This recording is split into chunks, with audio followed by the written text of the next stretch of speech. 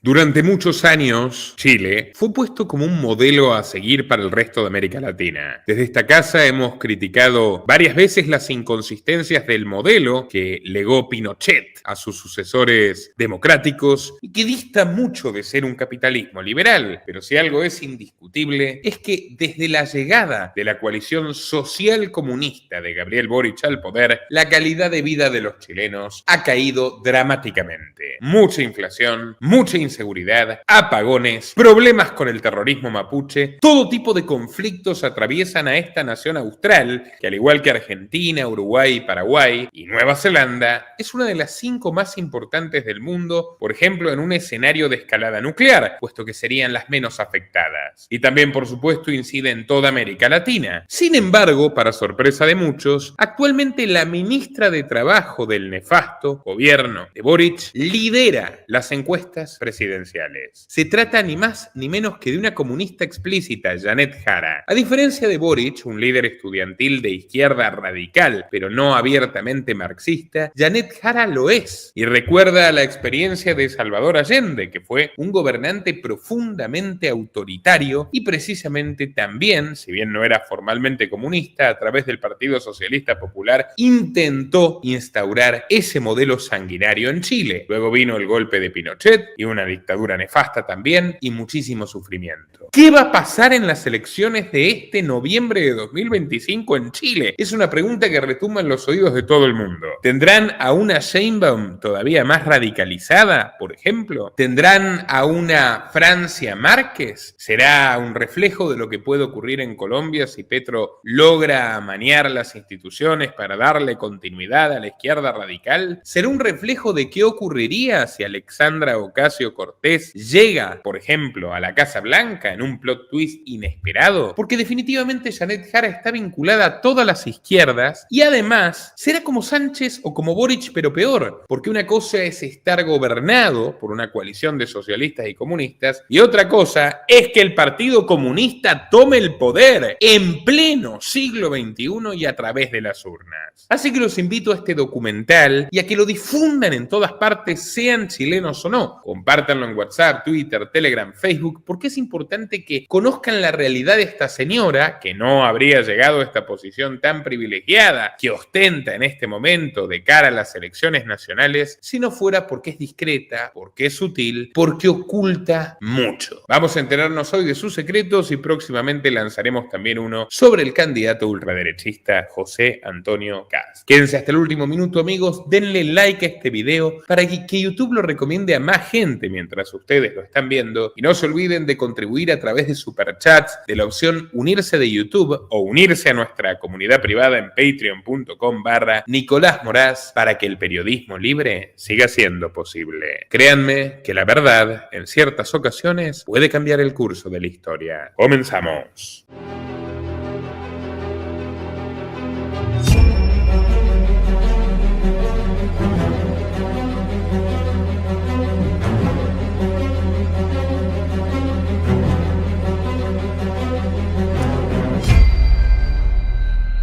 Dale clic al botón de suscribirse y no te olvides de activar la opción de recibir todas las notificaciones para no perderte de nada.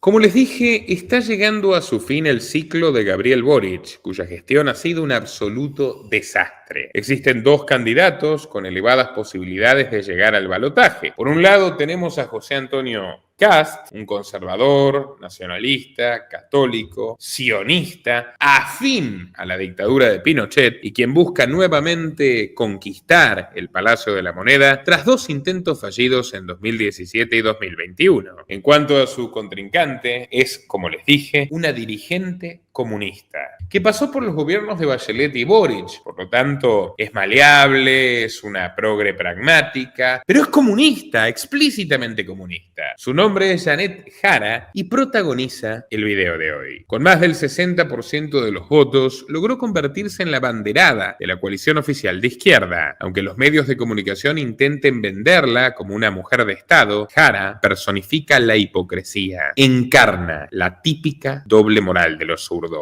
Y como toda historia tiene un comienzo, la nuestra se sitúa el 23 de abril de 1974. Ha pasado casi un año del sangriento golpe de Estado que protagonizó Augusto Pinochet en contra del autócrata socialista Salvador Allende. En Chile, perduraba un clima de pánico a causa del accionar duro del gobierno militar y también de las guerrillas asesinas que dejaron ríos de sangre por todo el país. Al norte de Santiago, la capital, se alza la comuna Conchalí, cuyos habitantes subsisten en la más absoluta miseria. En una vivienda de 2 dormitorios sin alcantarillado habitan los padres de nuestra protagonista, Janet Román y Sergio Jara. La madre se dedica a las labores domésticas y trabaja ocasionalmente en comercios, hoteles y restaurantes como limpiadora. Padre era profesor, pero como no le pagaban nada bien, terminó incorporándose a la industria mecánica y llegó a ser un dirigente sindical. Sergio era un hombre con inquietudes políticas y había sido simpatizante del Movimiento de Acción Popular Unitaria, un partido de ultraizquierda más bien minoritario que formó parte de la llamada Unidad Popular de Allende, que hoy Jara busca replicar incluso en los eslóganes. En aquellas paredes despintadas y llenas de moho, vio la luz por primera vez Janet Alejandra Jara Román, nuestra protagonista, que a diferencia de tantos como el propio Maduro, Sánchez u otros, no tuvo un origen acaudalado. En la presente campaña electoral, Janet, que conoce la pobreza desde sus orígenes, se autodenomina la hija del Chile real, una forma de lucrar políticamente con su pasado para mostrarse como una mujer surgida de las entrañas del pueblo. Aunque esto,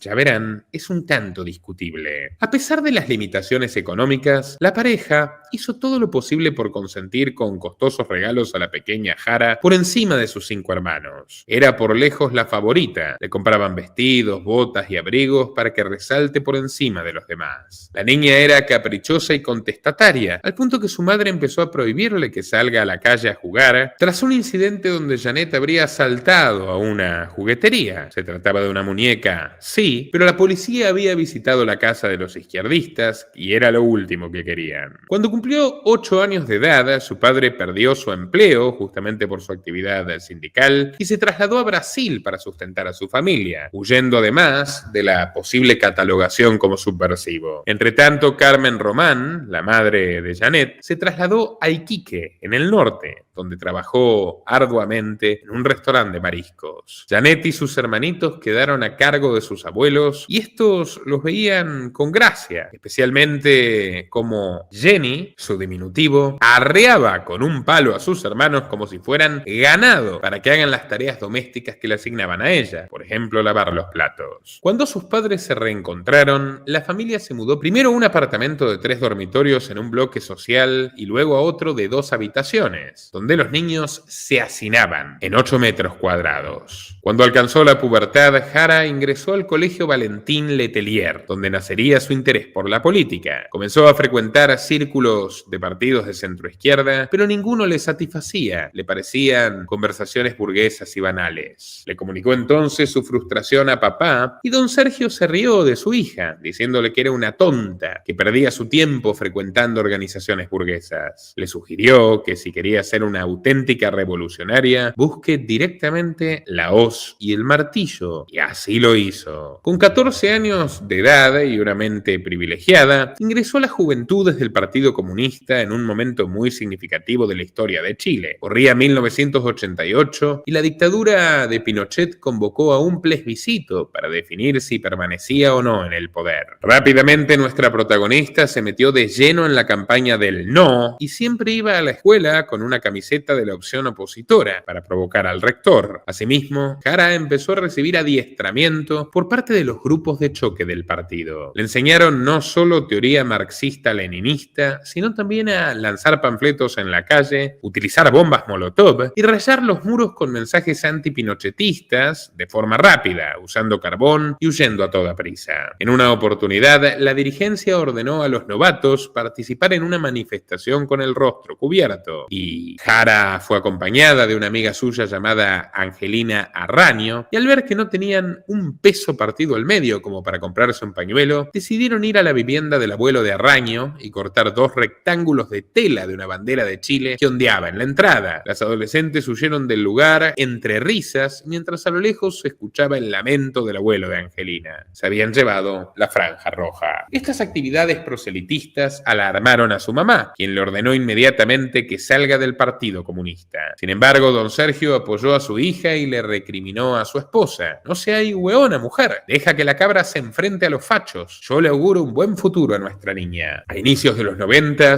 Jara ingresó en la Universidad Católica de Chile a estudiar Derecho. Solamente cursó un año y, soñando con una vida cómoda y fácil, se cambió a la Universidad de Santiago de Chile a estudiar Administración Pública. Sabía que definitivamente la burocracia era su lugar. Jenny asistía con frecuencia a asambleas partidarias. En una de ellas se encontraban los dirigentes sentados en una mesa al centro del escenario. De pronto, sus ojos se cruzaron con los de un estudiante de ingeniería eléctrica, de cabello oscuro y rostro redondeado. Su nombre era Gonzalo Garrido Rojas. Nacido en 1969, Garrido rápidamente ascendió en las filas comunistas, destacando por su inteligencia y su carisma. El encuentro con nuestra mujer fue tan intenso que para 1994 se casaron, pese a la oposición de su madre, puesto que Janet contaba apenas con 19 años de edad. La pareja no solo compartía la vocación política, sino que eran ambiciosos del poder por encima del amor. Como una especie de House of Cards del subdesarrollo, establecieron una suerte de sociedad y nuestra protagonista comenzó a escalar dentro de la juventud comunista de la mano de su marido. La dirigencia vio el ascenso de Jara como una oportunidad para tomar el control del centro de estudiantes de la USACH y además lavar un poquito la cara del comunismo cuando comenzaba la retórica progre feminista clintoniana de los 90, tras una larguísima historia de abusos machistas, violencia e incluso violaciones dentro del Partido Comunista de Chile, algo completamente en línea con lo que se ha visto en Cuba, en la Unión Soviética, etcétera, etcétera, etcétera. Sin embargo, Gonzalo empezó a preocuparse por la ambición de su esposa, por querer controlarlo todo. Las peleas eran presenciadas por el hijo de ambos en la hora de la cena y con el paso del tiempo se volvieron más violentas. Se tiraban botellas, se amenazaban con tenedores y cuchillos. Dejaron de ser un matrimonio para convertirse en auténticos rivales políticos. A causa del temor de ser apuñalado por la espalda, Garrido se volvió insomne. Vivía taciturno, mal dormido y apenas comía. Cuando oía el nombre de Janet, su cuerpo temblaba como un chihuahua. Tras 2 años de tormento, Gonzalo Garrido murió de forma inesperada y el certificado de defunción señaló como causa la intoxicación por monóxido de carbono. ¿Quién se dejó abierta la llave del gas? El deceso fue comunicado en los principales boletines de las Juventudes Rojas y, por supuesto, Jara se mostró muy afectada. Efecto viuda, como Cristina Kirchner en 2011, ¿se acuerdan? Pero bueno, nuestra protagonista no ha querido nunca brindar detalles del siniestro. Siempre se limita a decir, enigmáticamente, tuve mi primer gran amor. Fui muy feliz, pero lamentablemente mi hombre falleció. Quedé viuda a la temprana edad de 21 años. Y además heredó, porque él no era pobre, a diferencia de ella, y tenía propiedades de su familia. Como escribió alguna vez el gran escritor chileno Roberto Bolaño, el amor nunca trae nada bueno, el amor siempre trae algo mejor.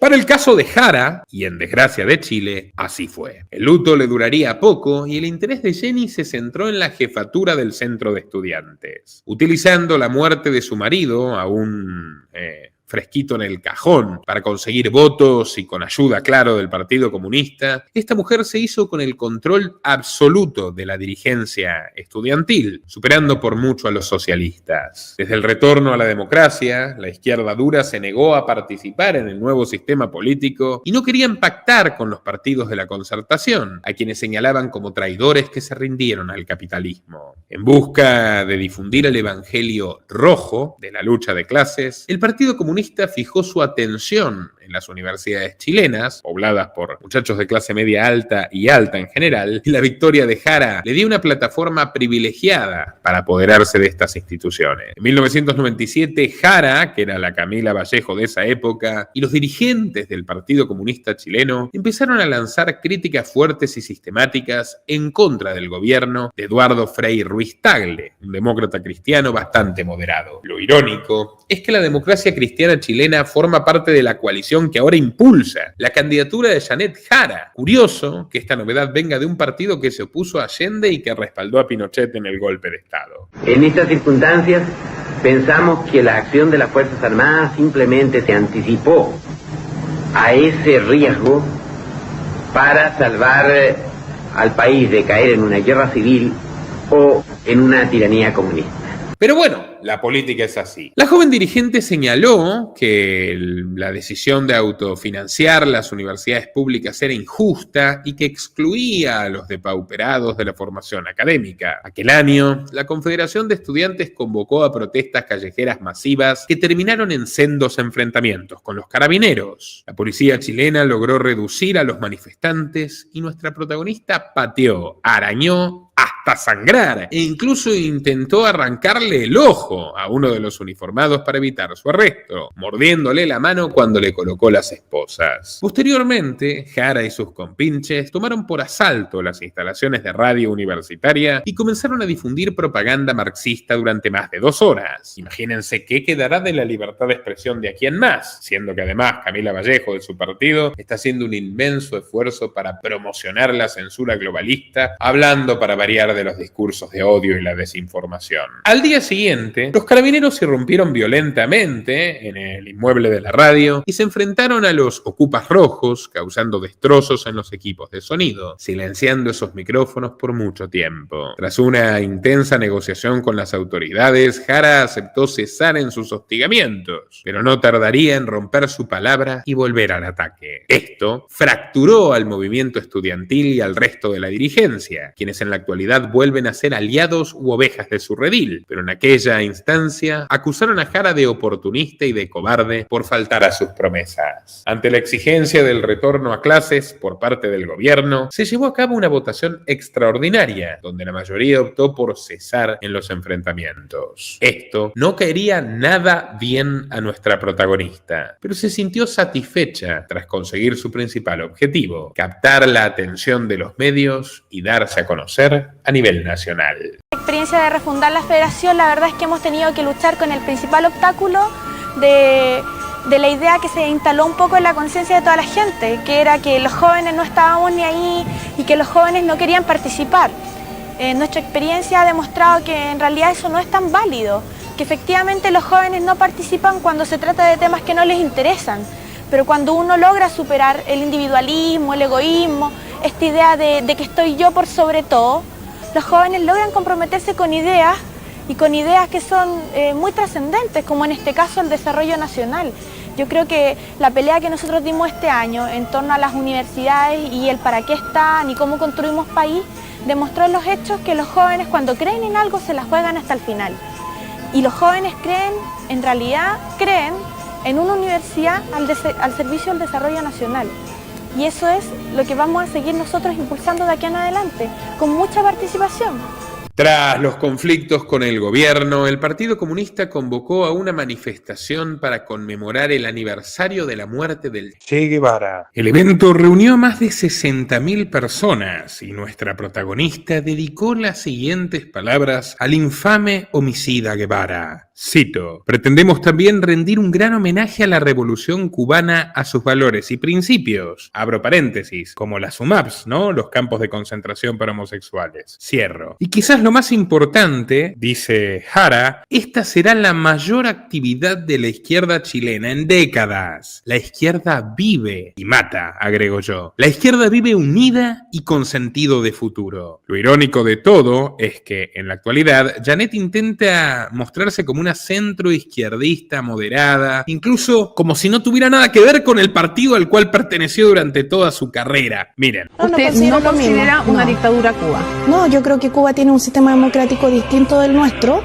que efectivamente no hay partido único, como no hay libertad, países. no hay libertad, por supuesto, no hay libertad de expresión, no hay libertad de medios. Mire, ¿No lo calificas como dictadura el régimen cubano? Claramente no es una democracia, pero creo que tienen que resolverlo ellos, digamos. Luego de culminar la universidad, Jara ingresó a trabajar en el Servicio de Impuestos Internos, la entidad dedicada a exprimir a los sufridos contribuyentes chilenos, y retomó sus estudios en Derecho, titulándose de abogada. A pesar de ser una empleada novata, rápidamente escaló en el sindicato y en 2003 llegó a ser su cabeza, para disgusto de los viejos dirigentes, quienes la acusaron a ella y al Partido Comunista de apoderarse de la organización para fines políticos y no conseguir grandes mejoras para los sindicados. En aquel cargo público, nuestra protagonista se dedicó a exprimir impiadosamente a los sufridos contribuyentes chilenos que padecen una fiscalización policíaca. Lo cierto es que Jenny no trabajaba demasiado, pero tampoco dejaba trabajar a los demás. Todo el tiempo organizaba huelgas, incitaba protestas e incluso enfrentamientos con carabineros que enervaron la sangre de la directiva de la CI. Su experiencia en dicha entidad estatal sería clave para forjar esta actual candidatura. Entre sus actuales protestas figura una reforma tributaria cuyo fin es aumentar drásticamente los impuestos a los empresarios. Sin embargo, el tema tributario le traería a ella y a su partido varios dolores de cabeza, aunque eso lo veremos un poco más adelante. En 2014, la socialista Michelle Bachelet retornó al Palacio de la Moneda mediante la coalición Nueva Mayoría, sucesora de la vieja Concertación. Entre sus nuevos aliados ya sí que figuraba el Partido Comunista, y en la repartición de cargos públicos, a Janet Jara le tocó ni más ni menos que ser asesora del entonces ministro de Desarrollo Social, Marcos Barraza. En 2016, Bachelet la ascendió a subsecretaria de Previsión Social, y lo primero que hizo Jara, como buena comunista, fue meterse directamente con el ahorro de los chilenos cuando planteó desde el gobierno de coalición estatizar las AFP. Nuestra protagonista mostró su lado más autoritario luego de que la compañía de AFP Habitat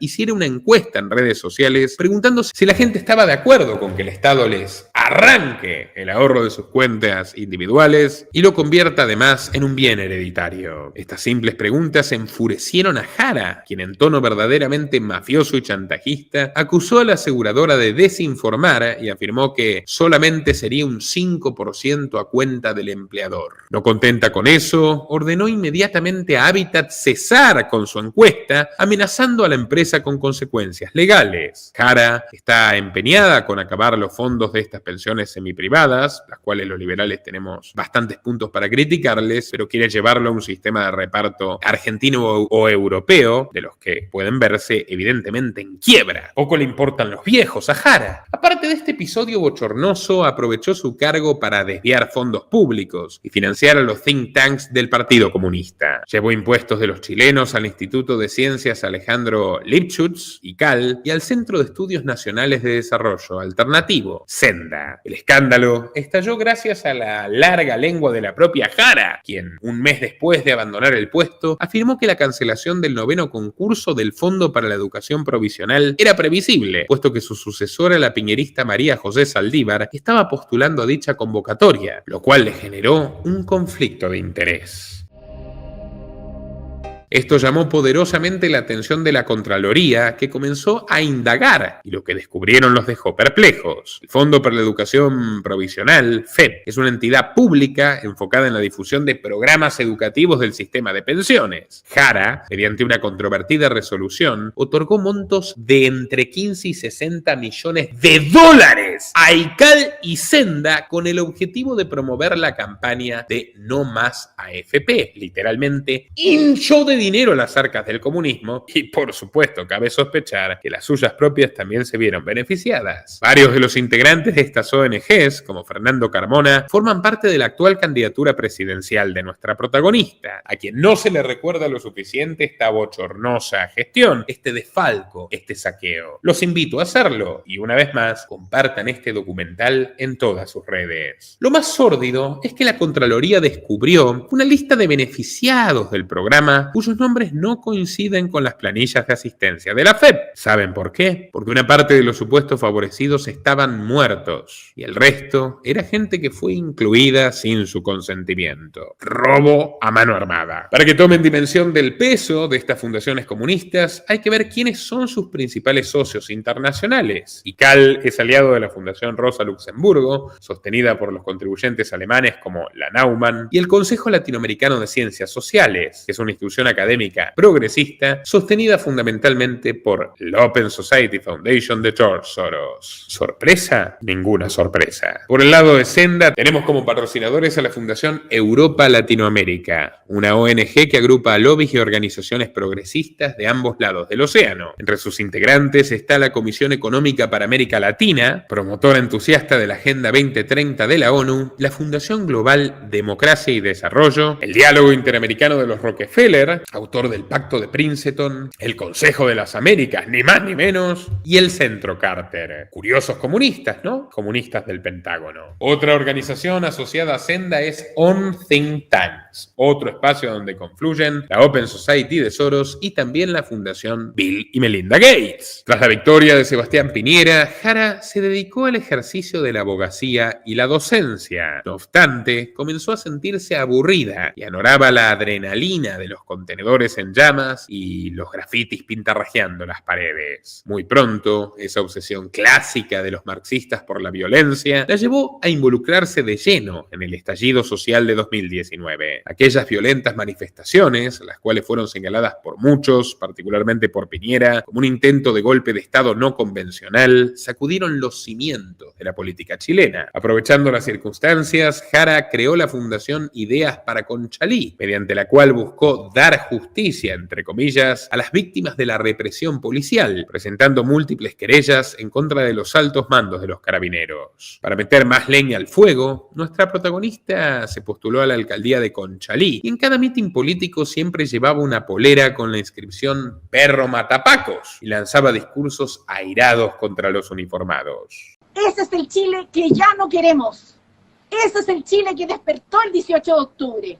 Lo nefasto que ha sido el sistema económico neoliberal, que se ha basado en la explotación de las grandes mayorías por parte de un pequeño grupo, que se ha enriquecido a costa de todas y todos nosotros durante largos años. Tiene que cambiar, compañeros. Eso tiene que cambiar. Y así como tiene que cambiar para cada uno de los habitantes de este país, también tiene que cambiar para la redistribución que se hace en torno a las comunas. Cuando fue confrontada al respecto, Jara aseguró que fue una tontería haberse puesto esa camiseta y nunca pensó en desearle la muerte a nadie. Se excusó, alegando que la polera fue un regalo de una amiga suya y que lo aceptó porque el nombre de la prenda le llamó la atención. Esta es la misma mujer que ahora se vende como un pan de Dios que siempre rechazó la violencia. Miren. Al parecer algunos no están claros. Yo provengo de una cultura en la que no se promueve el odio. Por el contrario, tratamos de promover los acuerdos. ¿Saben por qué? Porque cuando nos ponemos de acuerdo podemos avanzar más. La actual oposición acusó a Jara de hipócrita por ser selectiva en su defensa de los derechos humanos, olvidándose que fue el Partido Comunista quien azuzó las protestas violentas que destruyeron Chile. Muertos y daños irreparables a la propiedad, heridos, bueno, todo tipo de destrozos. Por si fuera poco, la fundación de Jara fue mutando y de supuestamente defender a los reprimidos del estallido, pasó a hacer campaña activa por el apruebo para el plebiscito de una nueva asamblea constituyente. Incluso la ONG de nuestra protagonista firmó un convenio con el alcalde de Conchalí, René de la Vega, para promocionar las farmacias populares de su compañero de partido, el polémico e histriónico Daniel Jadwe, quien le traería muchísimos dolores de cabeza en el futuro. Lo curioso de todo esto es que Ideas para Conchalí se encuentra inactiva desde 2021. No hay constancia de que hubiera sido inscrita al Registro Central de Colaboradores del Estado y básicamente es una ONG de lavado de dinero al margen de la ley. Tampoco está nada claro de dónde salió el financiamiento porque no hay ningún aporte a impuestos internos. La cazadora de morosos, moros a ella. ¿Quieren saber más? Todos los que trabajan en este instituto, entre ellos Carolina Jara, la hermana de nuestra protagonista, obtuvieron cargos públicos en el Estado cuando Jenny fue nombrada por Gabriel Boric ministra de Desempleo. Perdón, quise decir ministra de Trabajo. Cuando Boric asumió la presidencia en 2022, no tenía conocimiento alguno de la existencia de nuestra protagonista. Boric no sabía ni el nombre de Janet Jara. Recordemos además que Boric es un tipo cuya única actividad conocida fue ser revoltoso universitario y ni siquiera concluyó la carrera, por lo menos hasta donde sé. De hecho, Jara no formó parte de la repartición inicial de cargos públicos dentro de la alianza de la coalición de izquierdas. Originalmente se tenía pensado que dos miembros miembros del Partido Comunista, Nicolás Cataldo y Manuel Monsalve, ocupasen las subsecretarías del Interior y de Gobierno. Sin embargo, la noticia del nombramiento se filtró a los medios y el más golpeado fue Cataldo, puesto que circularon en redes sociales viejos tweets donde hablaba peste de los carabineros y la gente comenzó a pedir su cabeza. El gobierno dio marcha atrás y tuvo que darle un premio consuelo al Partido Comunista para que cierren el hocico. Como el puesto de ministro de Trabajo estaba vacante, empezaron a lanzar nombres para elegir uno literalmente al azar.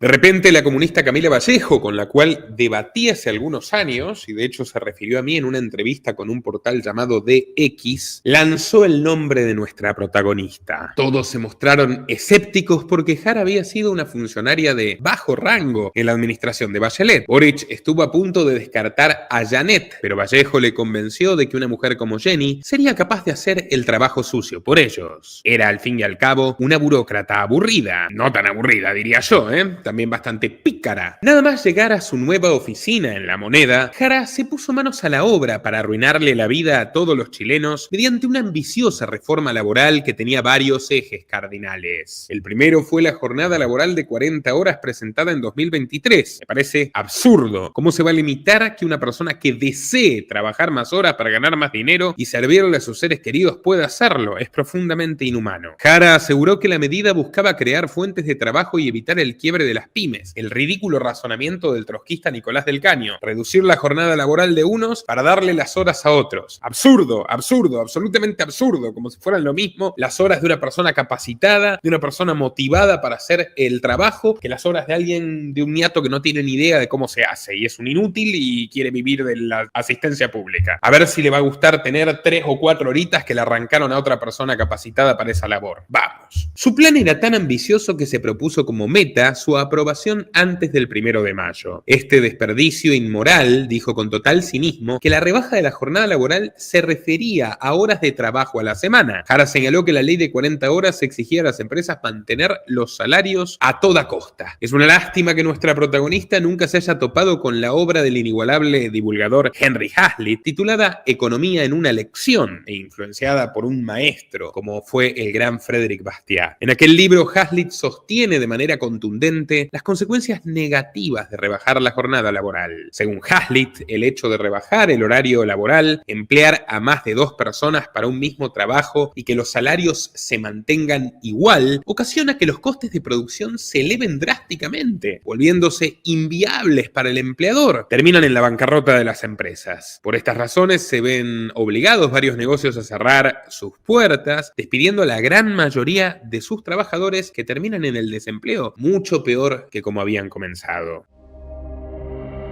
Dicho y hecho, los efectos de la ley se plasmaron en la absoluta realidad. Meses después de la aprobación de la normativa comunista, el desempleo en Chile alcanzó el 9% y se ha mantenido en ese alto número hasta el presente. Las pymes fueron las más afectadas por la reforma, puesto que en 2023 se registraron más de 900 quiebras empresariales. Resisten los colosos, resisten los magnates, con esos no se pelea Boric. En el presente año, entre enero y agosto, más de 400 compañías han sido finiquitadas debido al aumento colosal de los costos y la caída de las ventas. Chile es un país cada vez más pobre, superinflacionario además. Otra reforma estructural de Jenny fue la reforma provisional de las pensiones. Y esta vez no se peleó con la derecha ni con la oligarquía, sino con sus propios compañeros de partido, es decir, con los marxistas. Para llevar a cabo su extraño proyecto, Jara tuvo que negociar con la bancada de Chile Vamos para hacer la ley viable. Los derechistas aceptaron bajo la condición de no eliminar las AFP, a lo que Jara aceptó a regañadientes.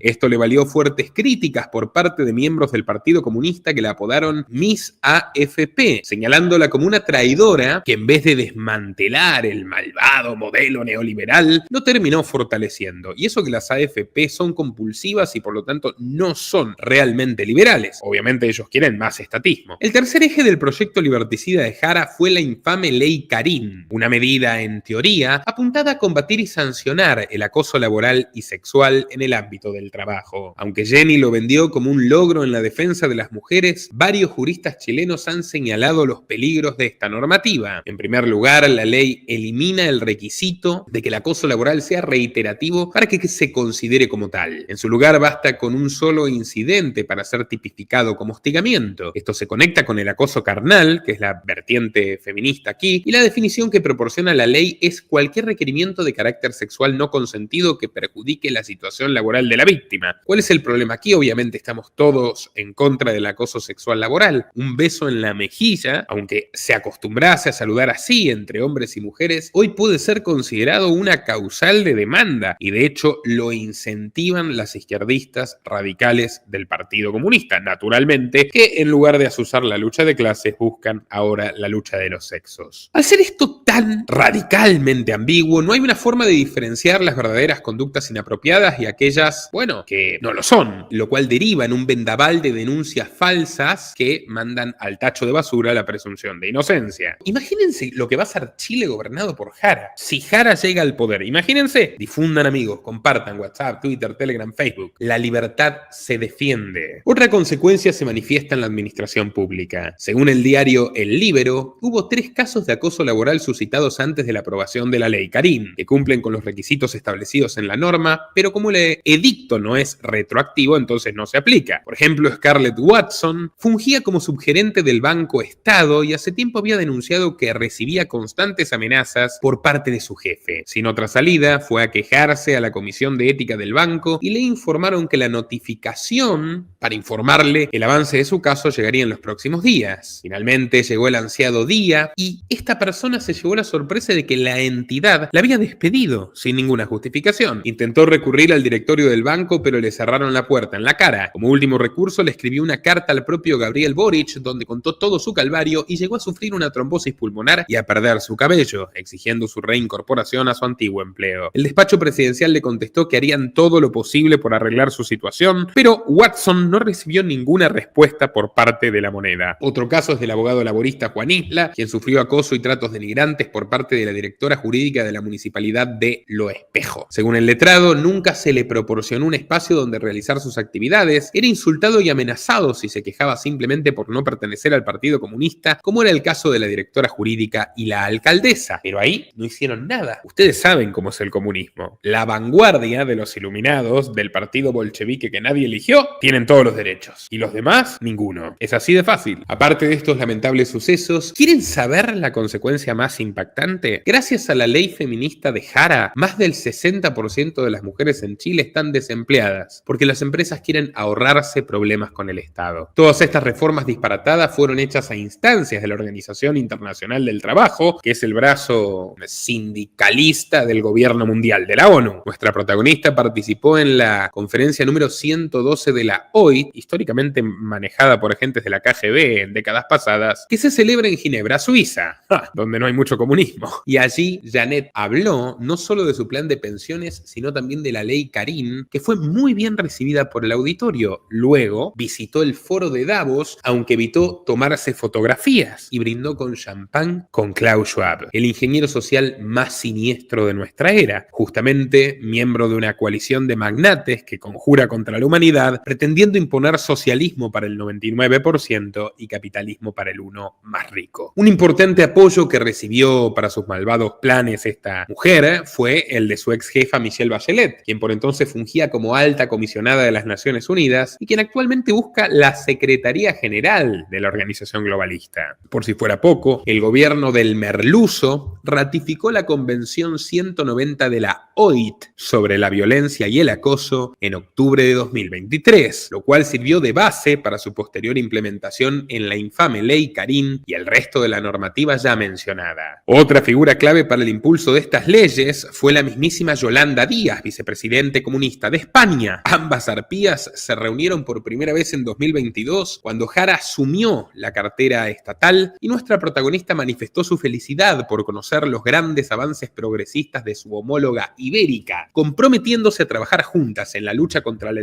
desigualdad y la consecución de la Agenda 2030, que es la nueva religión de Estado global. Así que, estimados hombres y estimadas mujeres de Chile que nos están viendo, si ustedes se encuentran desempleados o fueron despedidos de manera injusta de su trabajo, trabajo sepan perfectamente que la causante probablemente será la próxima presidente de Chile, salvo que ustedes lo eviten. Insisto, sacaremos también un documental sobre los secretos turbios de Kast, porque hay que ser equilibrados. Y si llegara a ser Kaiser el contendiente de Jara, de Kaiser. Todo este prontuario criminal que les exhibimos le sirvió a Jara para impulsar su precandidatura presidencial por el Partido Comunista. Pudo hacerse con la batuta roja luego de que Camila Vallejo, la favorita, decidió dar un paso al costado y el controvertido Daniel Jadue fue desechado debido a sus múltiples escándalos judiciales. Para ser la banderada del oficialismo de izquierda, nuestra protagonista, que repito era una total desconocida cuando empezó esta historia, debió enfrentarse en primarias a Carolina Toja, la ministra del Interior, quien aparecía como favorita en los sondeos. Sin embargo, a inicios de junio, la balanza comenzó a escorarse en favor de Jara debido a los múltiples traspiés de Toja. Finalmente, el 30 de junio, nuestra protagonista venció a su rival con más del 60% de los votos. Recibió un llamado de felicitaciones, y eso que es una felicitación por una interna de alguien que dice que no le gusta meterse en asuntos extranjeros y se llama Claudia Sheinbaum, autora de la Agenda 2030 y autócrata actual de la dictadura perfecta de Morena en el país azteca. Rápidamente, la maquinaria mediática se volcó para lavarle el rostro a Jara y ocultar deliberadamente todos sus escándalos debajo de la alfombra. Entre los apoyos más importantes que recibió vinieron los de la expresidente Bachelet, quien le había soltado la mano a Carolina Toja, el propio Boric y el presidente colombiano Gustavo Petro, quien estaba más al pendiente de las primarias en Chile que en resolver los problemas de su propio país, en ruinas. El ex guerrillero había publicado en su cuenta de X: por ahora ganaría el progresismo en Chile. Pasar al fascismo es terrible para cualquier sociedad. Estos comentarios generaron sendos dolores de cabeza dentro del gobierno de Boric y el armado de Jara, puesto que Petrovsky terminó perjudicándolos severamente en lugar de ayudarlos. Aunque la prensa progre hegemónica haya vendido humo en el extranjero sobre la victoria de Janet, en Chile se encendieron las alarmas ante la posibilidad de que una comunista sea presidente. En un intento de limpiar su imagen, Jara aseguró que ella era candidata de la centroizquierda y no del comunismo. Incluso cambió su discurso, como pasó con Boric en el pasado, sobre la situación de Cuba y Venezuela. No obstante, esto le sacó ronchas en el Partido Comunista y la gota que rebalsó el vaso fue el distanciamiento que Janet tomó del polémico Jadue, caído en desgracia, quien actualmente tiene múltiples procesos en su contra. Repito, el presidente del Partido Comunista, Lautaro Carmona, acusó a nuestra protagonista de traidora y de ponerse la chaqueta socialdemócrata, lo cual era un insulto para los principios de lealtad del partido. El punto más álgido del conflicto fue cuando los dirigentes comunistas debatieron la posibilidad de suspender la militancia de Janet Jara, y según un resentido Jadue, la decisión está tomada. Pero ¿saben qué, amigos? Esto parece ser una operación para desvincularse de un partido tan naturalmente desprestigiado como es el representante de los peores genocidios de la historia, el Partido Comunista. Jara no deja de ser comunista. Jara probablemente se reconcilie con ellos en caso de que gane las elecciones y asuma el poder. No se dejen engañar. Pero bueno, de todas formas, otro problema del Partido Comunista del cual Jara quiere liberarse es su relación tortuosa con el fisco. ¿Se acuerdan de lo que pasó con Jenny cuando estuvo a cargo de impuestos internos? Bueno, los comunistas que le exigen a los ricos pagar más impuestos son los mayores evasores tributarios de todo Chile, lo cual no creo que sorprenda a nadie, tal como escuchan. En 2016 la agrupación roja vendió más de 200 propiedades, un imperio inmobiliario, 200 propiedades a la firma Progresa S.p.A., cuyo dueño es un militante del partido llamado Ricardo Castro. Magnate, ¿no? Un magnate como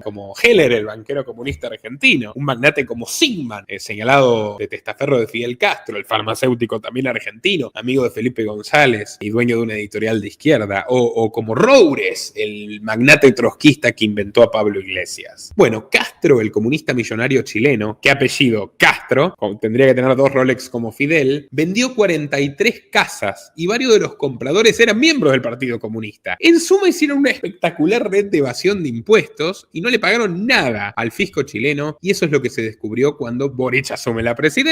La deuda tributaria llegó a 85 millones de dólares de la megacorporación comunista. ¿Qué tiene que ver Jara en todo esto? Bueno, gobierno, nuestra protagonista lanzó su campaña en la sede del ICAL, en la comuna de Santiago, y la convirtió en su sede de operaciones. El problema es que este búnker debe al fisco más de $20 millones en impuestos desde el año 2022. Para tapar este escándalo, Jara exigió la renuncia del director de impuestos internos, alguien que ella había tenido bajo su ala, Javier Echeverri, a quien acusó de hipócrita por querer adeudar las contribuciones del Partido Comunista, mientras el propio Echeverri no pagó los impuestos en un condominio de su propiedad personal. Los deseos de Jara se hicieron realidad y Boric le soltó la mano al director del Servicio de Impuestos Internos, que estaba haciendo su trabajo, por lo menos en esto, y exigió que se levante el secreto bancario del funcionario caído en desgracia. Aunque las acciones de terceros están perjudicando enormemente la candidatura de Jara, lo cierto es que la candidata también se pone sus propios palos en la rueda. En un intento de mostrarse como parte del pueblo, Janet cambió su pasado, afirmando que su primer trabajo no fue en el Estado, sino como temporera, es decir, como alguien que trabaja recolectando verduras o frutas en el campo. Cuando le preguntaron qué productos recogía, no supo responder y quedó enredada en su propia mentira. ¿Sabe cuál fue mi primera pega?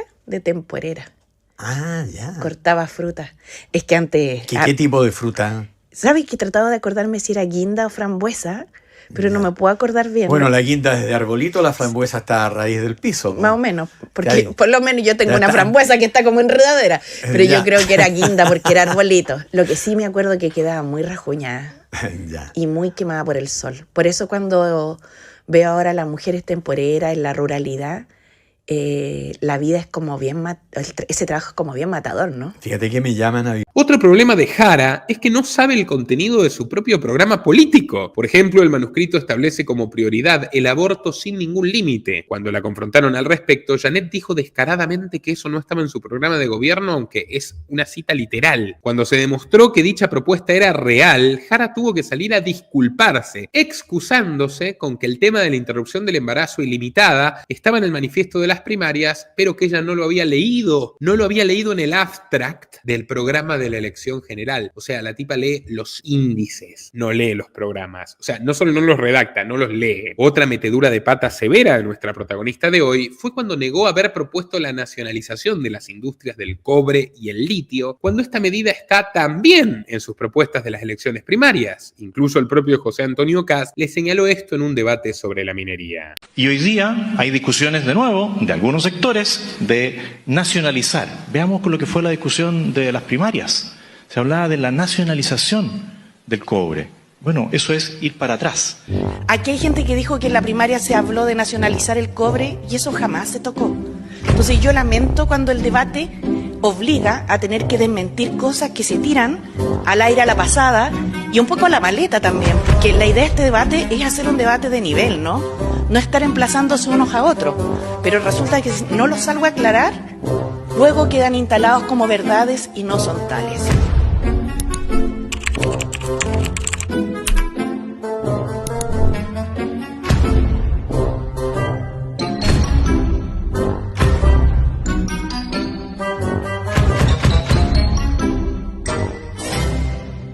Hasta plataformas detectoras de fake news hicieron evidente la mentira de Jara. Como el asunto se salió de su control, tuvo que salir a admitir que mintió al respecto, pero acusó a Kast y a los republicanos de hacerle deliberadamente una guerra sucia. Otro momento bochornoso de Jara fue en un debate que tuvo lugar en los estudios de Chilevisión. Allí, nuestra protagonista interpeló a Kast acusándolo de utilizar bots que desprestigiaban su campaña. El republicano lo negó y tildó a Jara de mentirosa. Por su parte, el bizarro Johannes Kaiser lanzó dardos a Janet, criticando su propuesta de crear una agencia de control de armas para combatir el incremento de homicidios, y en esto estoy de acuerdo con el impresentable Kaiser. Otro que se sumó al festín fue el eterno perdedor Marco Enrique Ominami, a quien recuerdo haber humillado en la pantalla de Telesur en la última participación que tuve en ese antro, quien señaló a Jara de cobarde por no asistir a los foros y debates previos. Él huyó cuando yo lo encaré por su hipocresía con el sionismo. Los ataques venían de todo todos lados y Janet Jara se pasó todo el programa respondiendo a cada uno de ellos y no dijo ni una sola propuesta. Nuevamente hizo mea culpa por su pésimo desempeño en el debate y aseguró que estaba molesta por las interpelaciones machistas de Kast. Para complicar más la situación, el ministro de Vivienda Carlos Montes señaló a la mano derecha de Jara, Darío Quiroga, como el hombre que estuvo detrás de una toma ilegal de terrenos, o sea, robo de tierras, en la comuna de San Antonio, en Valparaíso, por parte de un grupo de delincuentes. ¿Qué ha de extrañarles si el credo comunista descansa en que no existe la propiedad privada? Montes mencionó esta hipótesis durante una reunión entre el gobierno y los dueños legítimos de las tierras usurpadas. Mi solidaridad con ellos. Naturalmente, Jara lo tomó como una ofensa y exigió al ministro socialista dar explicaciones respecto a su declaración. Montes recibió un jalón de orejas y dio marcha atrás con su acusación, dando por terminada la polémica con la candidata oficial. Seguramente vendrán nuevas controversias en los días venideros. Aunque Jara esté primera en las encuestas y posiblemente gane en primera vuelta, persiste la duda de si logrará vencer a Kast en el balotaje. El escenario no es el mismo de 2021, donde la izquierda chilena tenía la balanza a su favor. La pésima gestión de Boric, las constantes contradicciones de Jara sobre su programa de gobierno y su pelea con sus camaradas comunistas pueden jugarle en contra. Su posible victoria no sería solamente una desgracia para Chile, sino para sus detractores de izquierda, porque tal y como dijo Ludwig von Mises, lo peor que le puede pasar a un socialista es que gobierne otro socialista a quien no resulte de su agrado. Tomen nota. Los invito a compartir este video en todas sus redes y grupos y a retribuir nuestro esfuerzo periodístico, que no tiene ningún lazo con ningún político y ninguna corporación siniestra, a través de patreon.com/Nicolás Moraz. Desde tan solo $3 mensuales podrán recibir recompensas exclusivas para mecenas y por $5 al mes, contenido exclusivo para mecenas que no está disponible para todo el público. Patreon.com/Nicolás Moraz. Hasta la próxima.